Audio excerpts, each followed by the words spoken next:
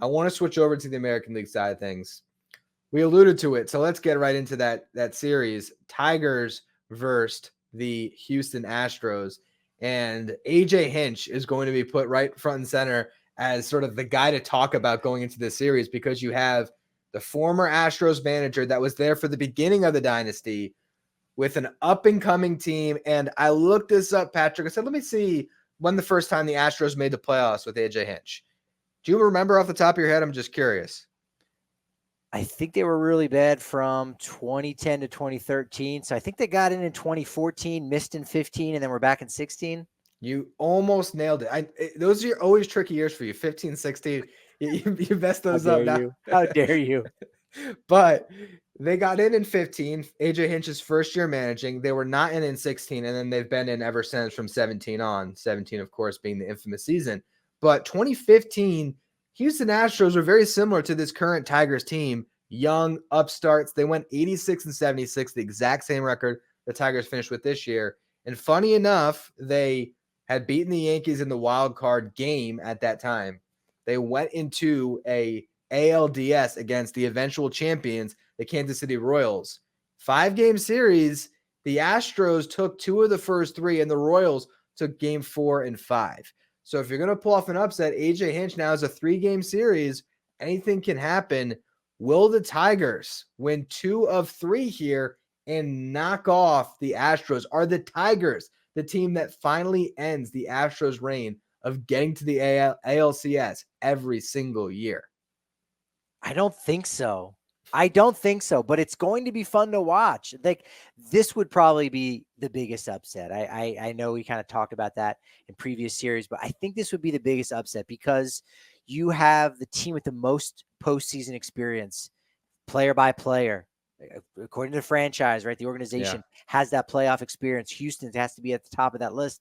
And then Detroit with almost nobody. The players, if you go to their baseball reference page and you look at all the guys who had the most playoff experience with the Tigers, they traded them all away. Andrew Chafin, right? Mark Canha, Jack Flaherty a little bit when he was with St. Louis. Like, all of the guys that had the most experience, they ended up dealing at the deadline. So I think that really bodes well for the Astros. They've got the right manager in AJ Hinch. Say, hey, they're going to try to do this. They're going to try to do that. We'll make sure there's no trash cans in their dugouts so that it's a fair competition. I heard that they used to do that. Weren't you the manager at that time? Next question. Like, let's move on, guys. Let's focus on getting a win here today. So I think that's a wonderful matchup. And I think that actually bodes well in a lot of ways for the Tigers, because now the attention is maybe taken off the players and who are these guys and can they do it?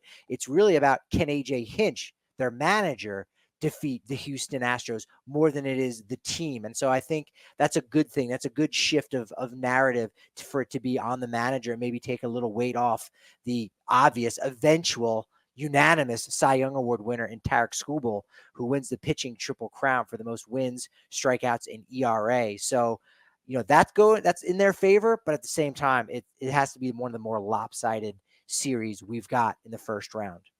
Yeah, it's interesting because I think you are right. The more that you actually break it down, while I think that the Braves would be such a big upset over the Padres just because of how much they've gone through not having Chris Sale, I just don't know who's going to pitch in that series. At the same time, it's the Tigers, and you're going to run out a starting lineup where most of the national audience that's tuning into that game, they're not going to know who Riley Green or Kerry Carpenter is. They're not going to know these names. The one name that they would know is Javi Baez, and his absence is part of why the Tigers have taken off, because they've been better off with Trey Sweeney. Not that his stats have jumped off the page, but I think maybe just not the distraction that Javi Baez can be has just helped the energy in that clubhouse. I wrote an article for us today. When will the Detroit Tigers Cinderella story end? And it does feel like a team that has some magic on their side. I believe they're 33 and 13 over their last 46 games. So they're riding a lot of momentum, and they got the best pitcher in this series. The thing is, the Astros have a guy that is playoff battle tested in Framber Valdez, who I could just as easily see matching Skubal. And, it could go like those two guys, game one. If you want to talk about a pitching matchup, I think that might be the best one we're going to get in this wild card round to start.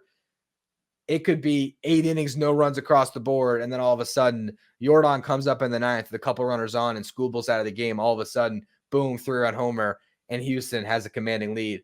This is a series where if the Tigers don't win game one, they're not winning. I don't see them getting off the mat. But if they can win game one, they got a shot. I couldn't agree more. We're going back to Atlanta and San Diego. Atlanta has the more postseason experience, has the better pedigree than San Diego, whereas we don't have that situation here between Houston and Detroit. So it's really so incredibly one-sided. And Detroit, they want to win the series, but if they don't, it's going to be a similar situation to what you just said. Houston, when they finally were on the come up in 2015, it didn't work out for them, but they were able to retool and go back full force in 2017. So the Tigers very well could do the same thing. I think AJ Hinch understands that because it is, a parallel situation to what he had when he first took over that job for Bo Porter in 2015. And so it's like, you know what, this is a learning lesson. This isn't we got to win this game. We're going to learn now, and it's going to plant a seed for 2025, 2026. That's going to help us win that World Series. So it's a learning lesson. It's nothing but positive. It's all, house money, so to speak, for Detroit right now, for a team that a week ago, I think I was still out on. I said, well, the Twins still got that last wild card spot. They got a guy like Carlos Correa who knows how to win big games late in the season. He's going to run out ground balls to end a game. Oops. What did I know? Tigers end up getting in there, and it's not as do or die for Detroit. It's house money, and it's going to be a lot of fun for them. AJ Hinch versus the Astros. That's the narrative, and I think it's going to be the Astros in 2. Astros in 2 for you. So if the Tigers were squaring off against the Baltimore Orioles, I think I would have taken them.